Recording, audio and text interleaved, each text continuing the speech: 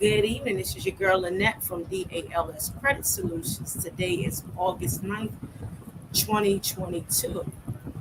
We will be doing Credit Tip Tuesday, and our topic today will be understanding credit worthiness as it defines your credit profile. So, as we are joining, we are using the platform StreamYard. If this is your first time tuning in, please um, let us know where you are tuning in from. Put them in the comments. If you have any questions or concerns, also put them in the comments. If this is your first time watching, let us know it's your first time watching. And if you are watching a replay, let us know you're watching a replay by putting in the comments hashtag Credit Tip Tuesday replay. I did a series on this, and last week it didn't get uh, broadcast due to music that I had within the live. Even though I did not own the rights to the music. It was unable to be streamed the way I wanted to be streamed. So I'm going to do a 2-part series in one. So I hope you guys enjoy this. Again, my name is Lynette, and I am the founder of DALS Credit Solutions, and this is Credit Tip Tuesday. As you are coming in, again, please like, click, and share. If this is the first time you are tuning in, make sure you put in the comments where you are tuning in from.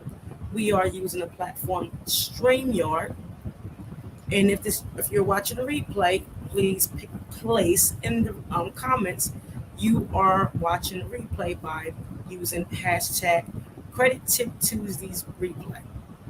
Let us begin. So I did this series again last week, and it didn't get the visibility that I wanted. So I'm going to do the entire series, part 1 and part 2 today. So the goal is for you to understand your personal credit, increase your credit worthiness while looking over your reports. So I'm going to be using some slides. If you want a copy of the slides, put your email in the comments and I will send them directly to you. So I'm going to introduce this as if you never looked at your credit report one day in your life. I know I've educated for over 2 years regarding credit and its dynamics, but I want to have everyone look at this as if they never saw their credit reports. I'm also going to put in the comments, again, if you have questions, let me know. So when you're reviewing your credit score, there are several credit reporting agencies, and the reporting agencies are no more than a storehouse that reports patterns, trending data of who you are. As they collect information from different areas, they report this on your credit profiles. It's your job to make sure that it is accurate. So the credit data reporting agencies are the following: Equifax, which was one of the first credit bureaus established; Experian, TransUnion, Innovis, Check Systems, and LexisNexis. LexisNexis is one of the largest data sources on the planet, and it stores any and all reports from previous convictions, speeding tickets, evictions, court dates, whatever. LexisNexis displays this. They also give a visibility on who your neighbors are, who you've been in contact with. So again, LexisNexis is the largest data source in the United States, and the other bureaus that are nonprofits are Equifax, Experian, TransUnion, Innovis, and Check Systems. Check Systems is a credit reporting agency that looks at the activity of your banking. So that's another report. Again, Equifax, Experian, and TransUnion are the 3 main data sources. Innovis is one that is used mainly to put freezes on your credit, which we don't recommend. Check systems is how they look at your activity on deposits, if you have any negative accounts, overdraft fees, things of that nature, and that's a scoring system. And LexisNexis, again, which is the largest database in the United States that holds more than the score. It holds all previous convictions, addresses, relatives, relative charges, any type of issues that you had that's not within the main credit reporting agencies. LexisNexis will have it displayed. So, as you are reviewing the credit report, you have to make sure that the data on the credit profile is accurate. As consumers, it is your responsibility, our responsibility, to know what's on your credit report. If the first thing you'll look at is your name, is your name spelled correctly? Your address, your date of birth, social security number, workplace, etc. My name is Lynette. It's spelled Lynnette. I've seen it Linneettee. I've saw it Lynneettee. So forth and so forth. Whatever's on your birth certificate, make sure it is factual on all credit reporting databases.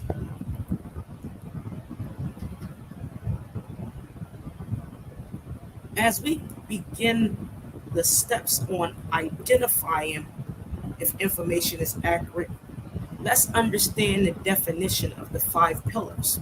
When I say the 5 pillars, meaning your payment history, credit utilization, credit age, mixed credit, and overall credit. However, there are 5 C's that is the equivalent to the 5 pillars. So when I talk about payment history is your character. Who are you? How you pay your bills. The capacity is the amount of loans, debt, credit utilization that you can carry, that you can be responsible for. Capital is how long you had your accounts and what type of, you know, funding you have, money you have. Collateral is mixed credit, I mean everything you own, assets, insurance, real estate, uh, anything, debt, whatever the case may be. Collateral equals mixed credit. The condition, meaning time on the job, overall credit, income, employee, and or business. What is the condition of who you are? The nature of who you are. Goes in the categories of the 5 C's, which will identify the 5 pillars on the credit report.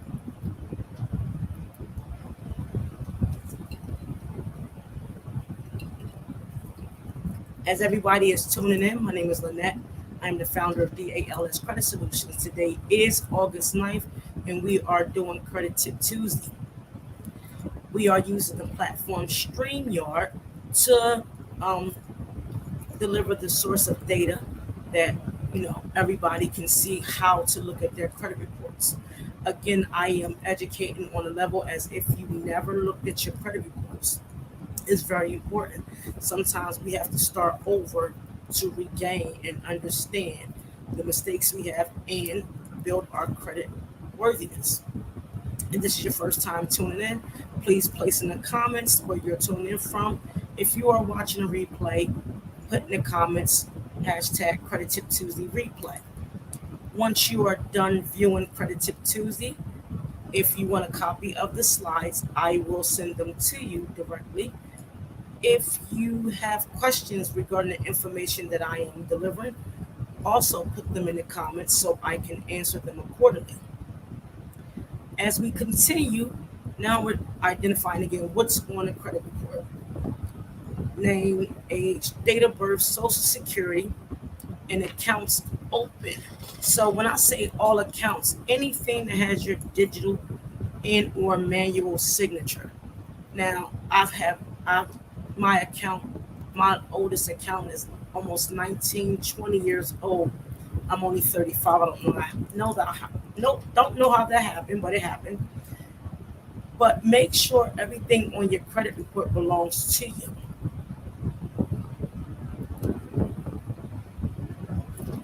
As we continue, there are two types of scoring models. We have the vintage score, which is a scoring system that would give you a higher score, not generally used with corporate lending. The Fico scoring models 2, 3, 8, 9, and 10 is generally used for to extend lines of credit. The scoring model and percentages have two different areas. That's why the Vantage score displays a higher credit score model. However, it's one of my favorites because it gives you more of a breakdown on how you are reviewing your credit. The FICO scoring system is the oldest model and it is more respected and utilized with corporate lending and, different lines of credit. With the vintage scoring system, you have payment history, which is 40%. Depth of credit is 21%. Utilization is 20%. The balance is 11%. The recent credit is 5%, and available credit is 3%. I really like the scoring model because it shows you not only the time, but how you utilize your credit cards and if there is a balance. I will get into why, later on, so I stay on track, why it's not good to utilize your entire credit limit um, on a credit card. So, utilization on a vintage score is 20%, and a remaining balance is 11%, or the balance overall is the 11%. Available credit is 3%, and recent credit is 5%. With the FICO scoring models, we have payment history of 35, utilization at 30, credit age at 15, mixed credit at 10%, overall credit 10%. Again, FICO is one of the well-known scoring models, and they are utilizing FICO for decision making. Every institution have their internal scoring models as well, and they can either look at the original FICO or have their own scoring models. I don't know which institutions do that overall. However, if you ask the question, I can find out. In this area, in order to now, after you looked at your credit, make sure you have all the major credit reporting, your credit reports in front of you. Grab a pencil and piece of paper or a tablet so you can make sure you're looking at the errors, if there are any. Make sure everything is the same on the credit report. Write them down by each bureau where you see that there are some discrepancies. When you do this, now you're setting up a system to reach your goal. In this part, I would demonstrate how to calculate the goal score. So the goal score is the score you are requiring to reach that target. So if you want an 800, you would, utilize your goal based on wanting an 800 credit score. Everything I do is numerically um, because I want the individuals to see how we come up with a plan in order for you to look at your information and how to start. So I use the average credit score in the United States is roughly 650. So say if you have a 650, which is the current score, and you want an 800 credit score, we will utilize the FICO scoring systems because it's the most used, and we want to make sure that you reach your goal based off of this method. So as you're gathering your pen and piece of paper, or your tablet, I want you to look at this format. So later on, when you begin this process, you can use your own score. As you're following along, I want you to understand how I got this, what is the purpose, and how it works. So I'll let everybody take a few minutes to get their pencil and piece of paper and your tablet, and I will be right back. So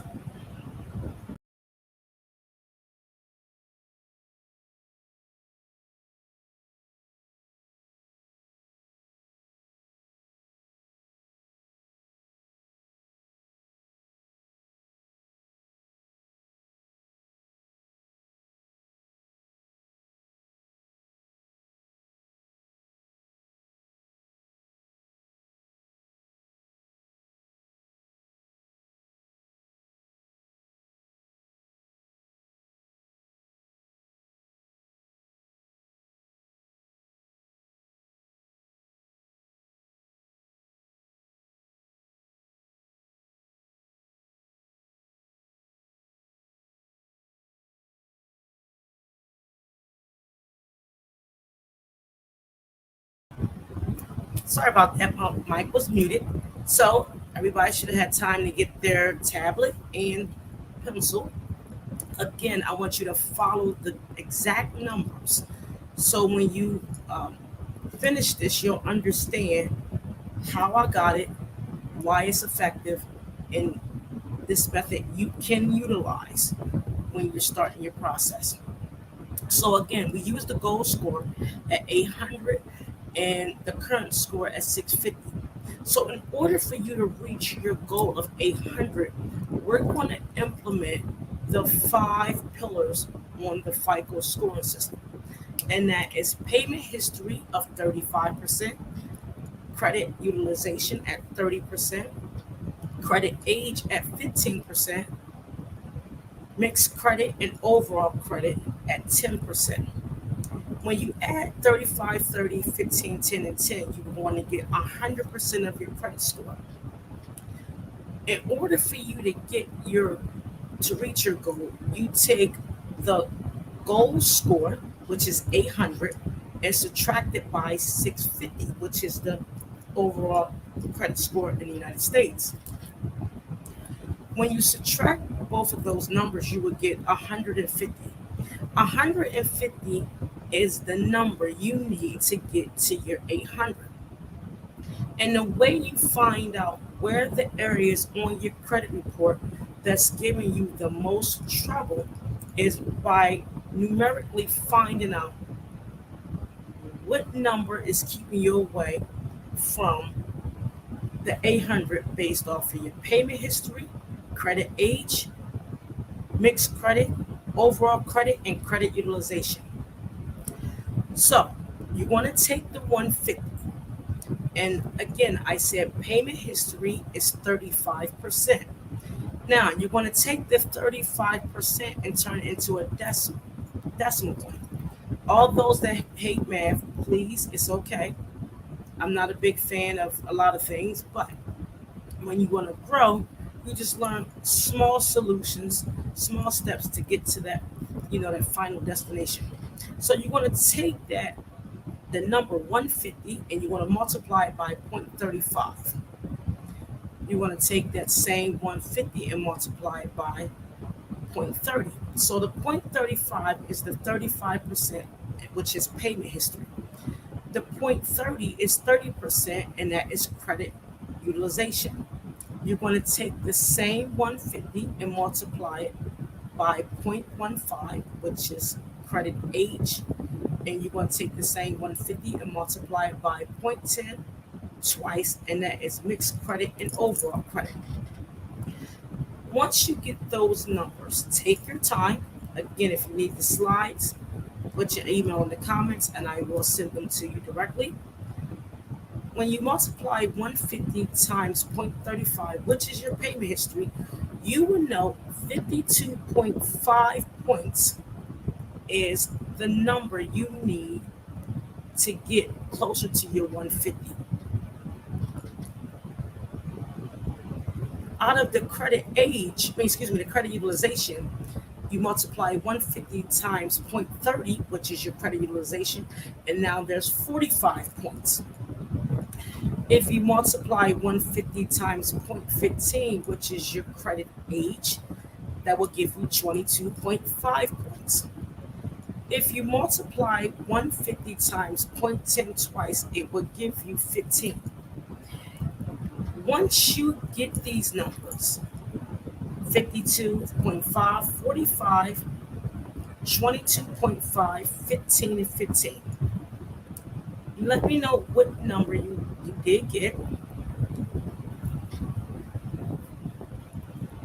If you added up the numbers, those numbers given will be the 150 points needed to reach your target goal of 800.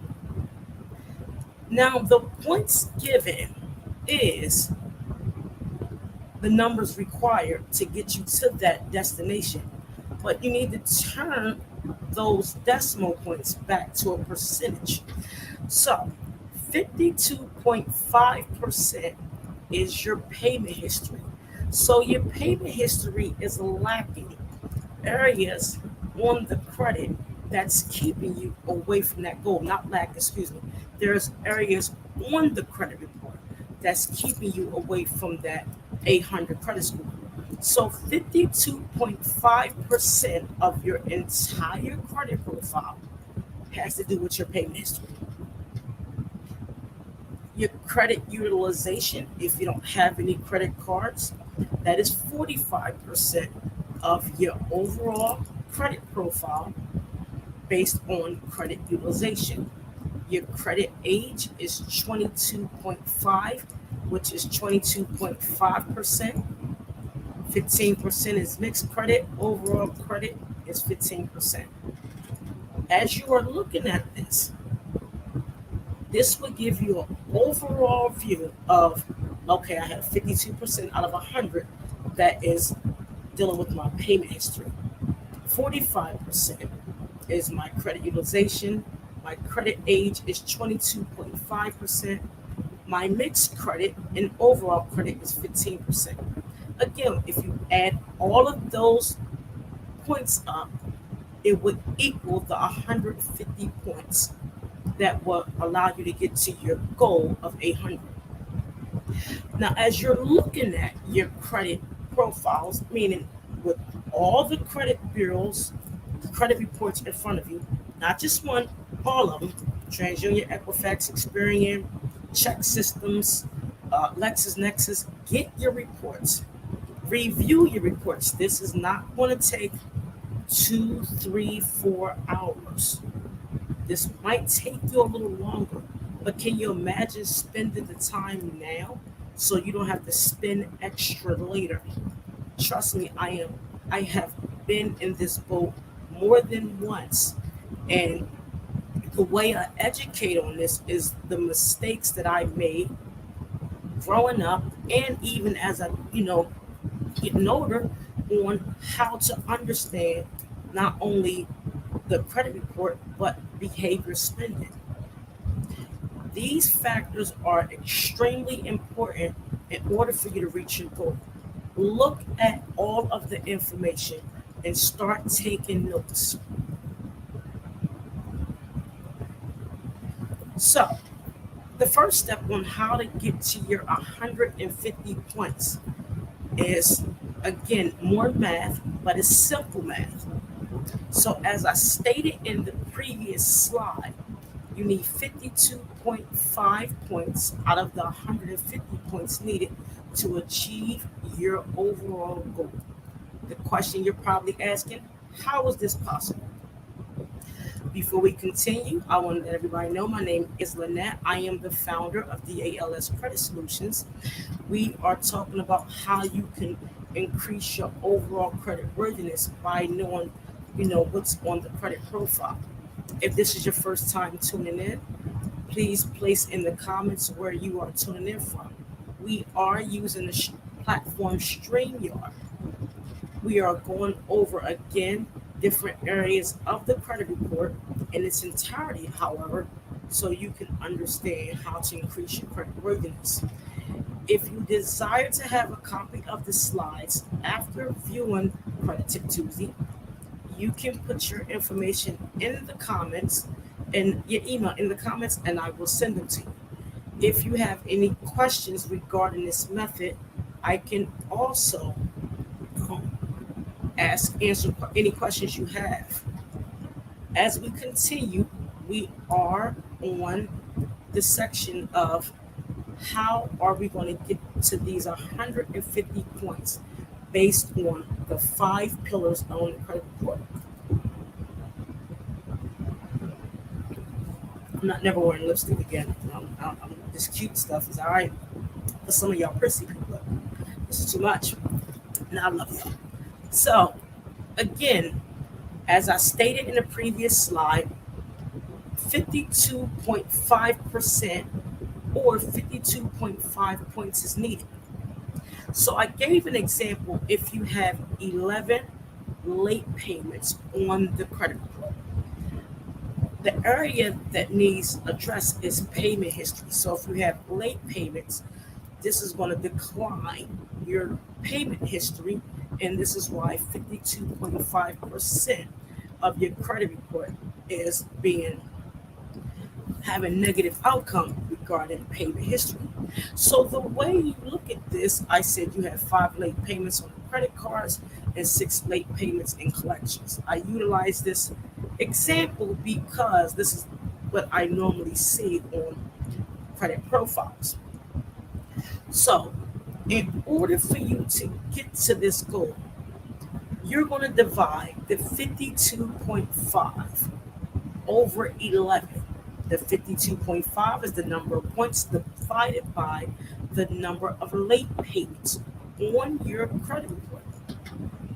When you do this, every time a negative area is removed or it aged, meaning it gets older, you will gain 4.77272727 points every credit reporting cycle. This is just your payment history.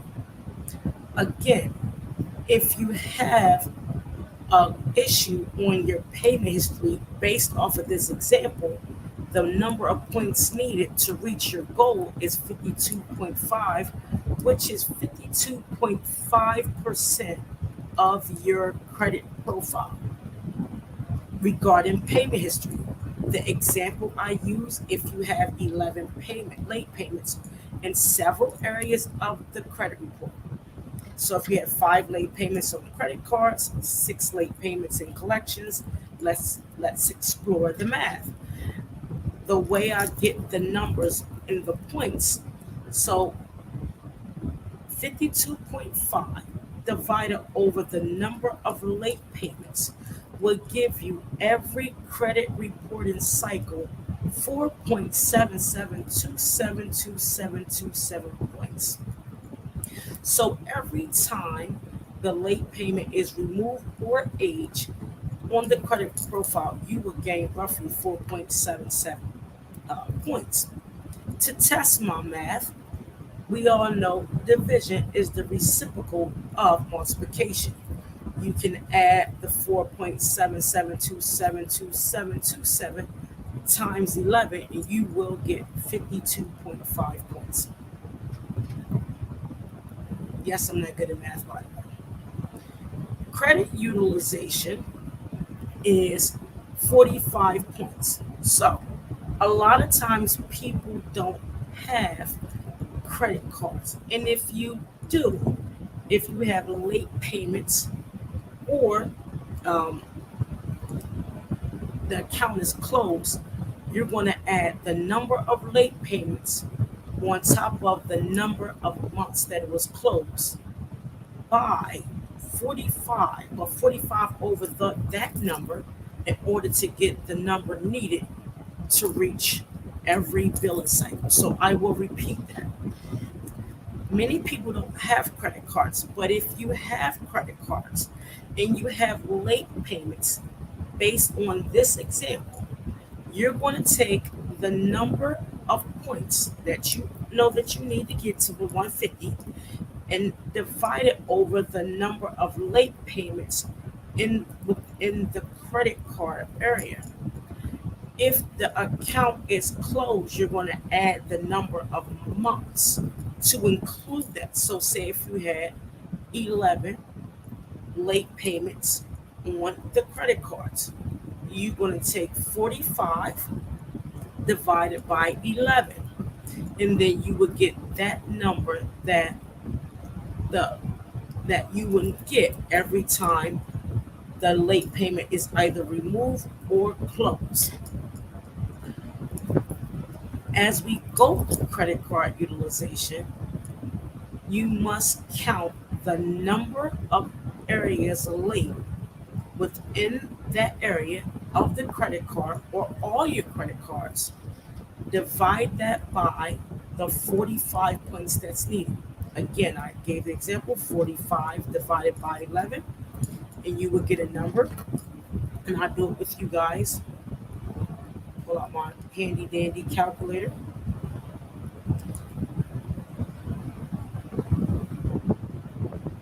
So if you have 11 late payments, you would take 45 divided by 11. In every reporting cycle, you will earn 4.09090909 every reporting cycle. To test that, you can take that number given and multiply by 45 by the number of late payments, and you will get 45. A lot of myths with credit cards. I don't want to get deep into it because we're going to do that in the second series, because I'm going to do this all in one.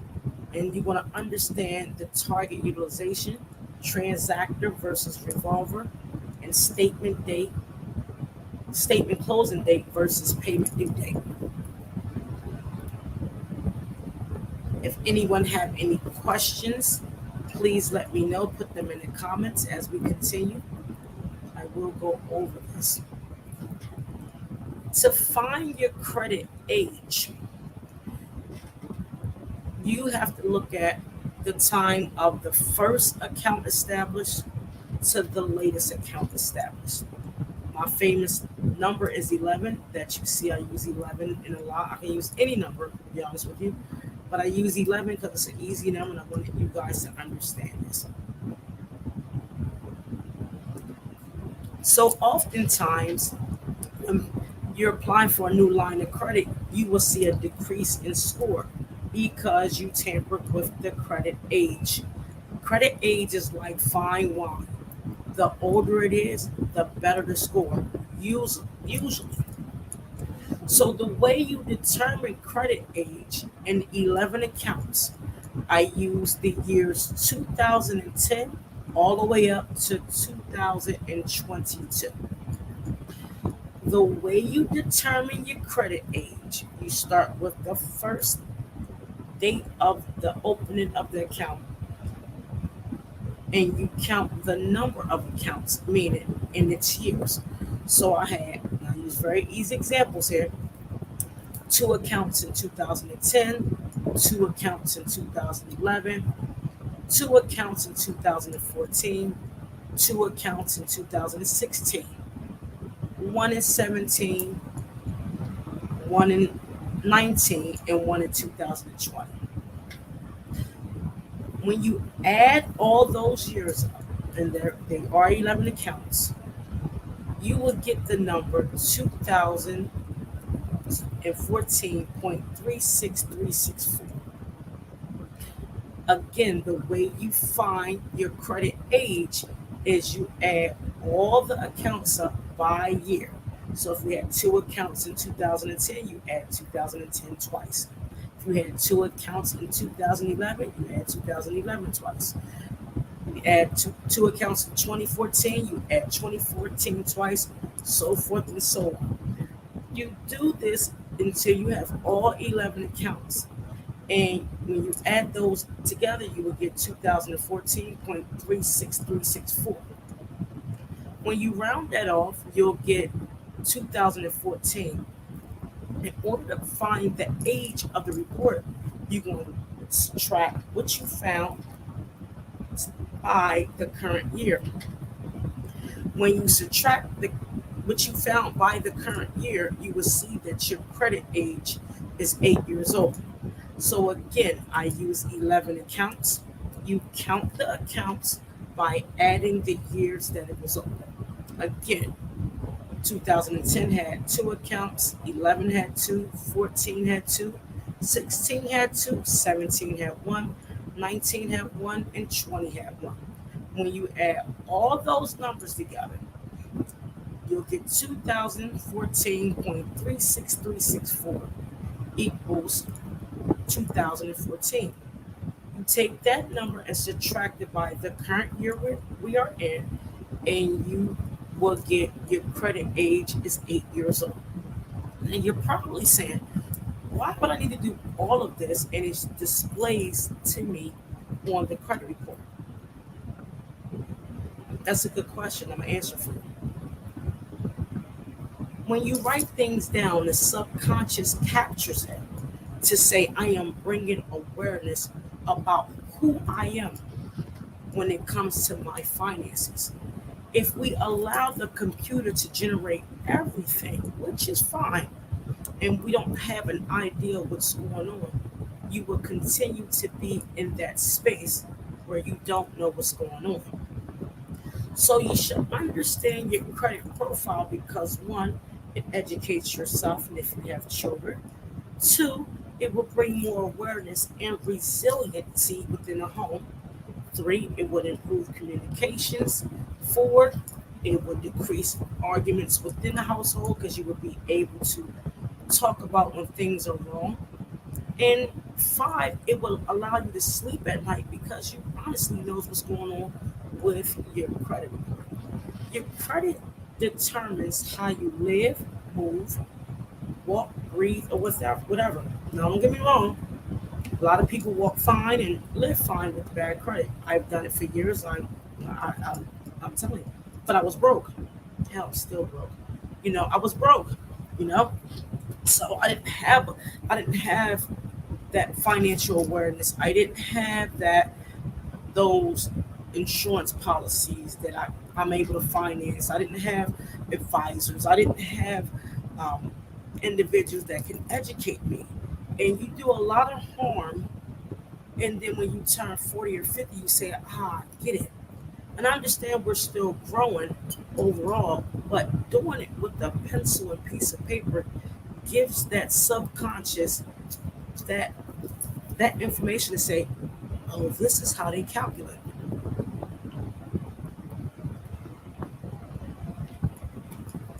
Mixed credit and overall credit is 15%, and that includes your the time on your job, time at residency, applying for lines of credit, assets will determine that 30 points. So mixed credit and overall credit is everything you are doing that as you are looking at your credit profiles, seeing if something is correct or if it's displayed um, not the same as others, you can see where the area is. Again, while you're doing this, use the examples within the slides. Once you grasp the concept, then use your and determine your numbers based on what you see and set your goals. Please do short-term goals for long-term to extend the long-term goals. If you are a 500 and you need to be at 800 in 3 months, this is not the way to do it because you're not going to get there. If you are 500 and you're trying to reach an 800, educating yourself along the way to bring awareness to get to the 800 will ensure you won't get back to the 500s again.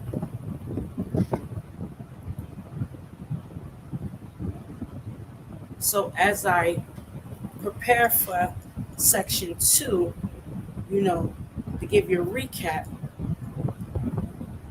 know which who are the credit bureaus, how they operate, look at your check systems, look at your LexisNexis, pull your credit reports, because it's important. If you have everything in front of you, you can now keep a dialogue on how you are going to improve overall. Set realistic goals, and it's okay if you fluctuate. You're going to go up and down like a seesaw. You're not going to always go up. You're not. Um, if as you're building, you lose a lot of points because you are growing your score. The goal is you got to lose something to gain something. And again, if you go fast, go alone. African Hebrews. If you go fast, go alone. But if you're gonna go slow, we all go together. Section 2 will allow you to understand ways to dispute.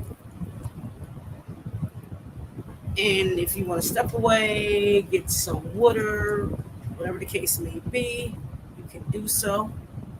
We will return in about 2 minutes, and I'll let you shake some things off, or you can click stop and pause, and we're going to continue to keep going.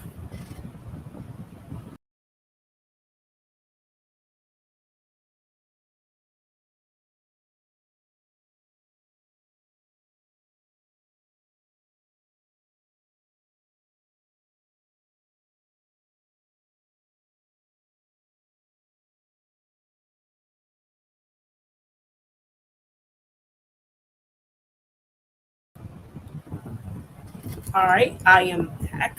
You're probably saying, why is she taking breaks? Because I can. I'm going to take breaks. I'm doing this a whole way through, so you don't have to, look for part two. I'm doing both at the same time because last week I did part two, and I played the song within the live, and Sony said, you can't do that. Well, even though I said you know, said this, I'm not the owner of this music, they still hit a lot of the content. So I'm doing the entire series one stop. We are on series two. My name is Lynette. I am the founder of DALS Credit Solutions. Today is August the 9th, Credit Tip Tuesday, and we're talking about how we can bring awareness regarding your credit profile. I educated in series one as if you never looked at your credit before. I hope this reached people that never looked at their credit report before, and I also hope that it reached people that may have looked at their credit or in the process of rebuilding their credit, uh, find some knowledge in this to keep and continue to grow. We are using the platform StreamYard. If you have any questions, comments, or concerns, please place the information in the chat. Let StreamYard know who you are so I can see. I will share this throughout social media. Check out my YouTube, LinkedIn, Instagram, Facebook, of course, and my website, www.dalscreditsolutions.com. No, www.dalscredit.solutions. They're my own website. Before we begin the second series, please get your notepad out and a pencil. And we're now going to talk about how to dispute. I will read a disclaimer. All information is for educational purposes only. To grow and increase awareness, DLS Credit Solutions will not engage in any illegal activity which is not aligned with the Fair Credit Reporting Act and other federal regulators regarding credit laws. DLS Credit Solutions will not support instructions if you are in the process of removing items on the credit report associated with you by law. It is illegal to remove items on the credit report utilized during the account opening. We do not participate in purchasing trade lines from unknown sources, and we do not support credit privacy numbers, CPNs, fake social security numbers. We are now going to continue with the second series. How to read in the disputing process. Fun stuff. How to read your credit report. As I stated before, pull your credit reports from all agencies. FreeCreditReports.com is a source that you can pull your credit report. However, there's a disclaimer clause in there. If you pull from this site, you are giving creditors an additional 15 days to respond if there is an error on the credit report.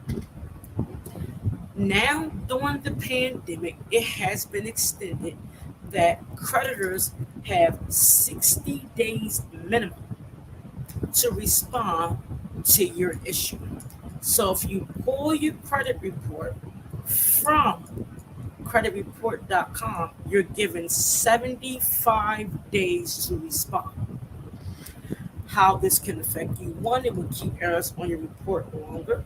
Two, if you do 75, that's 2 months and 5 days out of the year. You break that down, they got 6 times to report. 6 times 2 is 12, roughly. So be mindful where you get this. This is a free source. Getting your reports from My Fico, Equifax, Experian, TransUnion. You can request them from the credit bureau, excuse me. My Fico is a paying platform. However, it will allow you to view all your reporting. DALS Credit Solutions does not profit from any information given regarding Fico, LexisNexis, Innovis, check systems, or any other any other credit reporting agencies. So I just want to let you know, if you do go to freecreditreport.com, you will have an additional 15 days to get your reports, your information back, which would give a total of 75 days for a creditor to respond back regarding your complaint. So to recapture what I said earlier, you collect the reports, review the data, review the reports of no mistakes, keep a dialogue. Now we're going to talk about, once you have everything in place, your reports, your documentation, your goals, now you find errors. So the chain of command, a lot of people will make the mistake and remain on a hamster wheel, which I've done in my earlier days. I said it like I've been doing this for 30 years, but I have not. You must respect the chain of command. So when you find the error on a report, look for a number and make the call.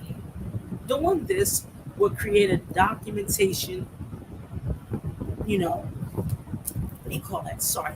It will create a series of events created before you begin the disputing process. So you have to respect the chain of command. When you call the creditor regarding your report or the issue on your report, people say never give them your information. Well, how the hell are you going to find out if it belongs to you or not? You must give them your information. Call and say, hi, I am Lynette Stevenson, and I saw this collection report regarding medical on my profile. I would like to know, can you let me know who is associated with it, because all I see that is in collections. Give them your current address, because if you're not familiar, let them know. As you're creating a paper trail, this is what I couldn't get earlier, make sure you do one of three things. One, document the time you call. Two, ask who you are speaking to. And three, find out which department they work in. Because as you're documenting this, you're time stamping that I made this call on this date, on this at this time. Once you verify who you are, you then say, where did it come from? If they say, well, we bought it from an unknown source, I'm not familiar with this. They're going to ask, so are you saying it's not yours?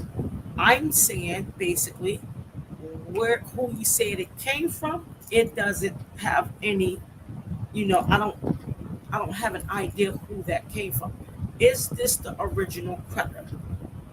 If they say yes, it is, say thank you, but I'm going to have to dispute this because I'm not familiar with the main source.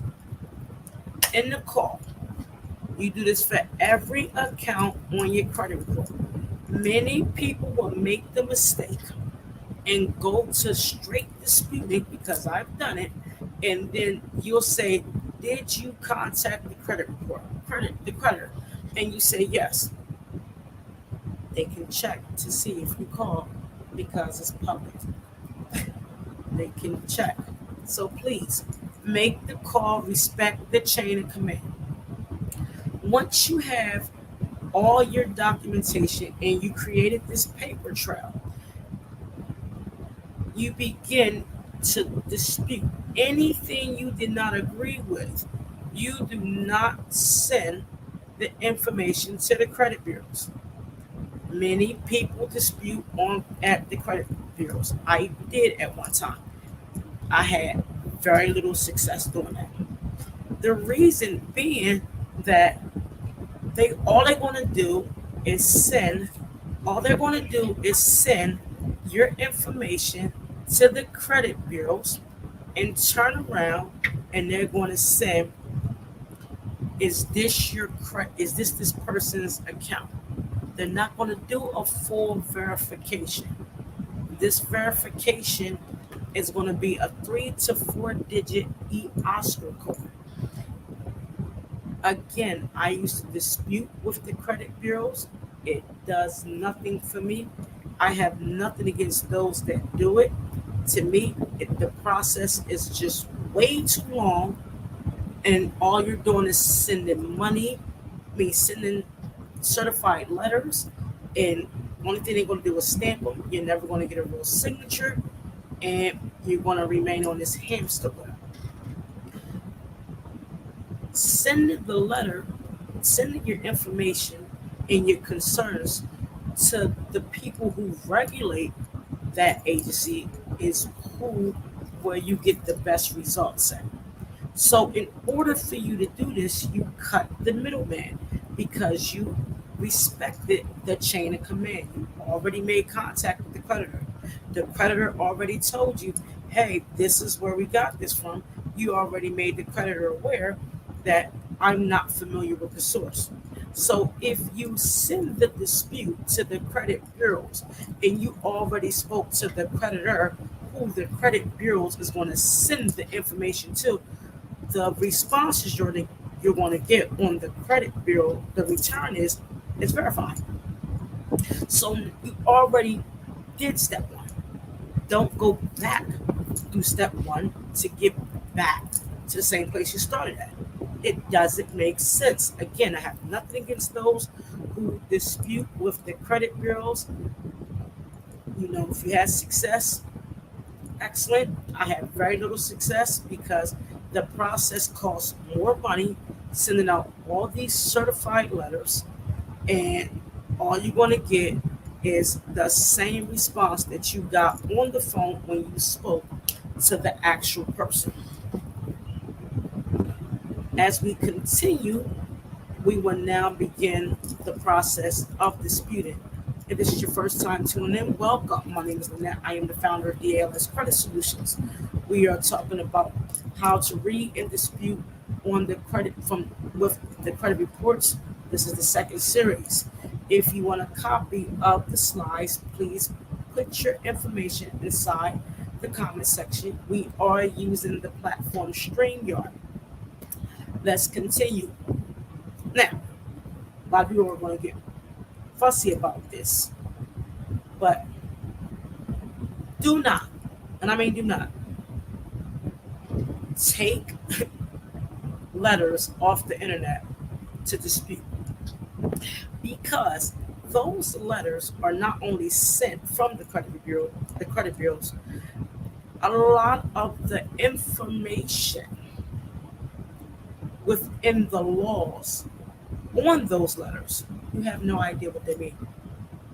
And I say that because 90% of the people that are disputing have no idea what 15 UC, 16 UC, credit consumer laws, Consumer Financial Protection Bureau laws, OCC, Comptroller of Currency laws, banking laws. These are the laws that creditors must regulate and adhere to ensure they remain in compliance to the consumer. So when you hear about send the letters, these DIY letters, buy your letters, get them off the internet letters, put a word wrong or make it sound like you don't know what you're talking about letters, make it grammatically correct letters, which you should. Um, do these demand letters, and I'm telling you, it's going to put you on a hamster wheel. A lot of the laws that are mentioned within these letters, the average consumer have no idea what it means. So when you hear 15 UC, the law itself is about 50 pages. So if somebody's going to give you a small section, you better read the entire section because there's a lot of clauses and a lot of underlying segments and attachments with the laws from section 1 all the way down to section C. Z. The reason I know because I read these laws. I know these laws. And you have to understand if it's something that kept you from paying that bill or you was in a situation that you were unable to make those payments, create the document on the site with the federal regulators to make sure the creditors did everything they're supposed to by law to ensure you don't have a risk, meaning negative credit reporting, stress on income. All these areas are very important. As we continue to dispute, please be honest. Do not remove anything that belongs to you. Don't try it. It doesn't make sense because there are so many ways that a fraud alert can be displayed on your report and you don't know it's a fraud alert. Consumer does not agree. That's a notation of a fraud. Consumer disputed but still doesn't agree. Fraud alert. You're saying you don't agree and it's not yours. So when you look at the numerical factor of your credit report, the number is just not telling you that you're credit worthy or not. It's the notation within the credit report.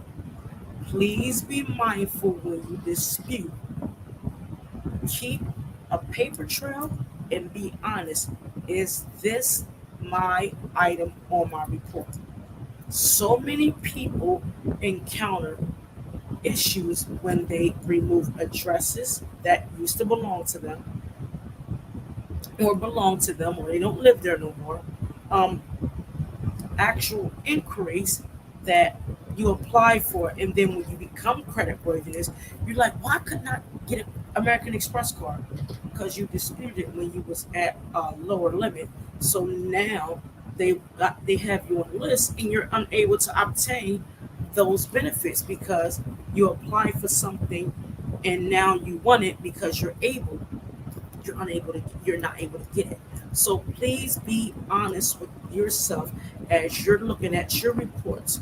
Do not remove nothing that belongs to you. One is against the law. Two, you can create more harm than good. Three, you can get blackballed. And four, it can be more brutal to your credit report. A lot of people say, I've been a 599 or 600 for 8 years. And I look at their credit report and the notation says it all. Consumer disputed this. This is what happened. The consumer disputed this. This is what happened. You're creating a risk to never increase your credit worthiness. We talked about chain of commands. Please call the original creditor, documenting every time you spoke with them, and while reviewing your credit information on the credit reports, ensure the information given from the creditor is correct. We talked about the 30 and 60 days of response. The normal time now, after 2022 of January, is 60 days. A creditor has to respond. If you get your credit reports from www.freecreditreport.com, you're adding an additional 15 days, which will give you a total of 75 days for response. Example items on a credit report, and I'm going to use a couple of them. My water's getting warm. Don't judge me. I use these issues on a report because, again, these are examples I saw and or dealt with within my process. So imagine you having an issue with your bank. Like the bank closed your account and you was unaware. You got a charge back. How do you dispute it?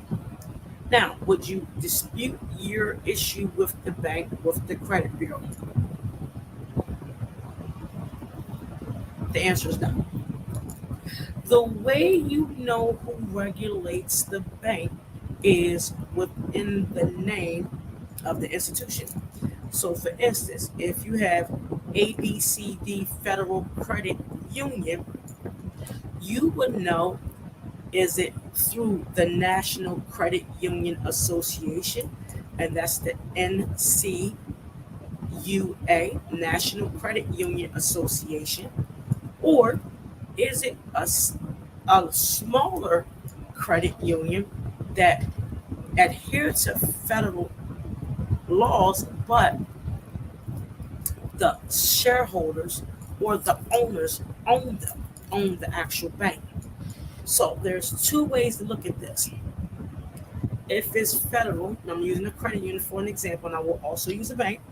If it's a federal credit union and it's a larger credit union, you look for the National Credit Union Association. If the members own the credit union, they don't really adhere to the National Credit Union Association. You look at the state you are in and look at the Department of Banking. So I'll use PA, I won't use a bank. It's a certain credit union in Pennsylvania that has been around for quite some time. They are owned by its shareholders. So instead of me doing a dispute with the National Credit Union Association, that's called NCUA, if you Google it, it will, come up and you can learn how to look at those processes of submitting complaints. Excuse me. I went through, since it was a credit union that wasn't regulated by the NCUMA, National Credit Union Association, I went through the Pennsylvania Department of Banking. What I did was explain the client's issue based off of the information given and what happened. When I submitted the complaint through the Pennsylvania National Department of Banking, and for example, this was a repossession on the client, and the way it happened was against the guidelines according to the Pennsylvania Department of Banking. The letter said X, Y, and Z. Based off of what happened, the repossession was fully removed and they received $1,200. So the services they got from me basically paid for itself. That doesn't happen with everybody. However, if you learn these processes and you find violations, you can be compensated at times, not all the time.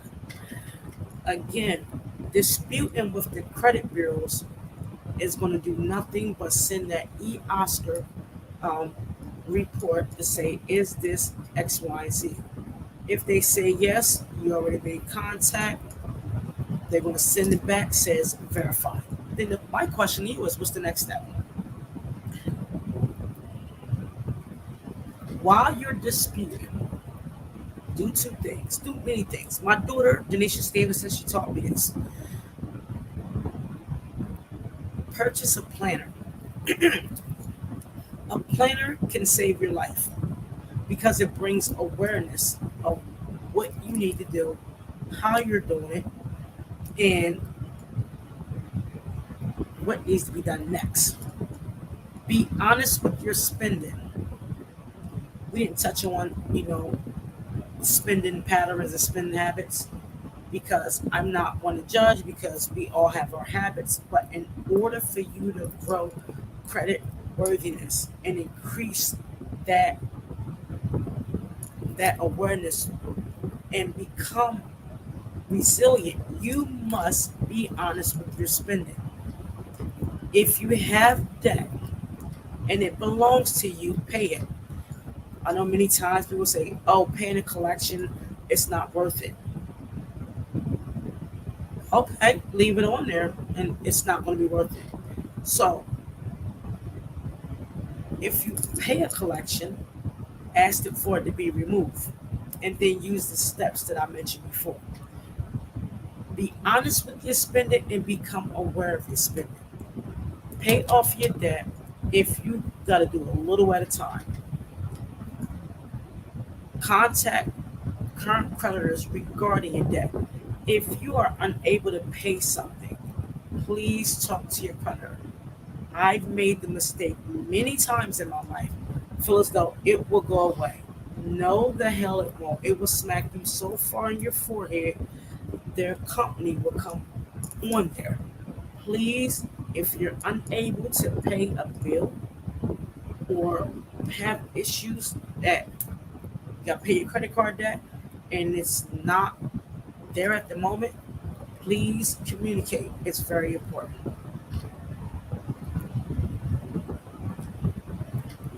As we conclude, the goal is not for you to finish the race, it's the reason you began.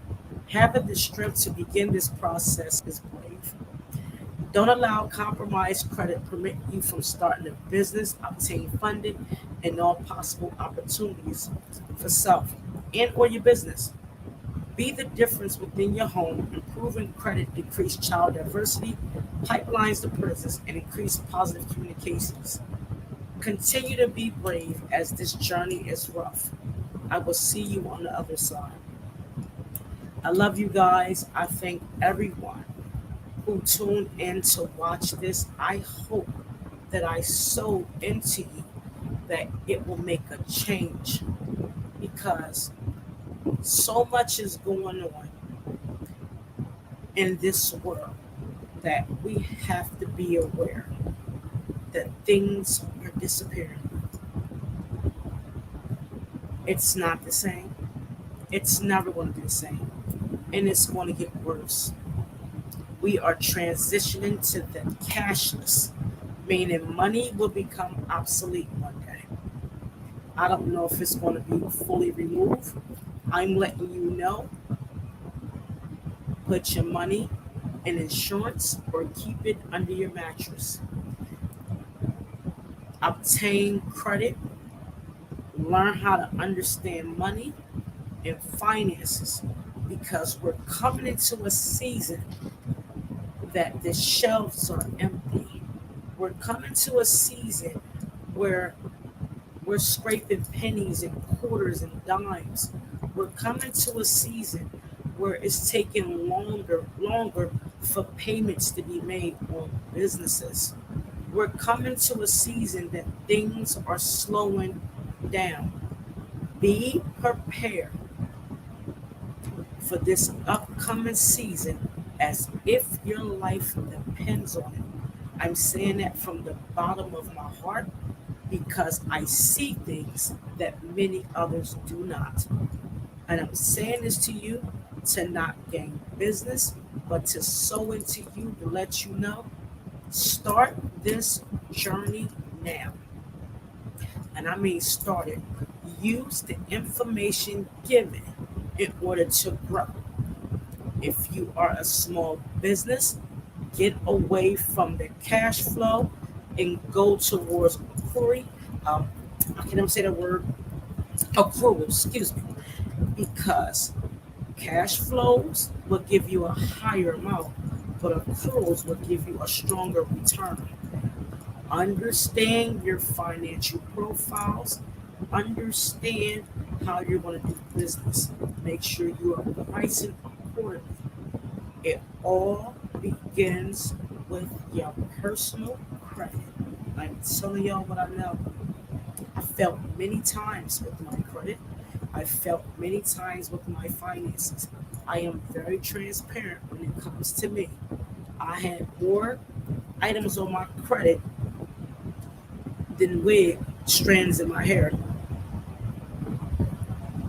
This process that I'm educating you on, I went through the same journey. It took me 5 years because this is a trial and error for me.